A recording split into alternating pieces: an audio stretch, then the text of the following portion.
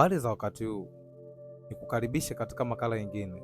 Makala ya leo tutaenda kuangazia kanuni 10 ambazo kila mwanaume anapaswa kuzijua.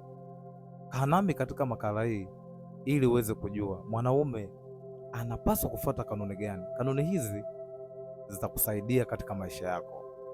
Kanuni ya kwanza, mwanaume lazima ujiheshimu mwenyewe. Thamini muda wako, malengo yako na vipaumbele vyako katika maisha yako. Ukifanya hivyo, basi utafanikiwa. Lakini kanuni namba 2 ni kuwa mwaminifu katika uhusiano wako wa kimapenzi na wa kirafiki. Uaminifu ndio msingi wa maendeleo yako.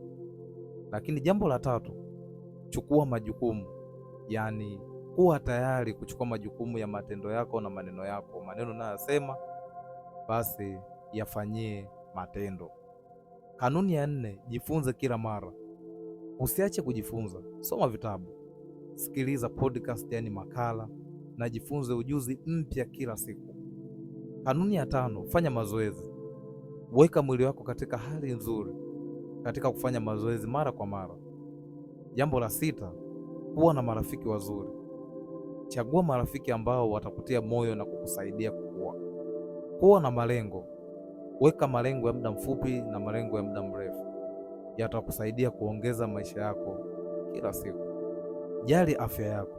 Jambo la 8, kula vyakula vyenye afya, pumzika vya kutosha na fanya vipimo vya afya mara kwa mara. Hii itakusaidia sana. Jambo la 9, jali wengine. Kuwa na huruma na fadhila kwa wengine. Saidia wanaohitaji. Lakini kanuni ya 10, penda maisha. Furahia vitu vidogo maishani. Shukuru kwa kila siku. Ishi kwa furaha. Hakika itakusaidia sana. Naam, umejifunza nini katika makala hii? Unachotakiwa kufanya ni kunaandikia katika comment. Umejifunza nini? Umeelewa nini kupitia makala hii? Kanuni hizi je, unazifuata? Iko hata moja kanuni ambayo unaifuata? Basi ni muhimu kama mwanaume kuzifuata kanuni hizi. Zitakusaidia katika maisha yako. Nikusihi kuendelea kusubscribe channel hii ili uweze kupata makala nyingi. Amani iwe juu yenu. Jina langu ni Morris Makarius. Asante.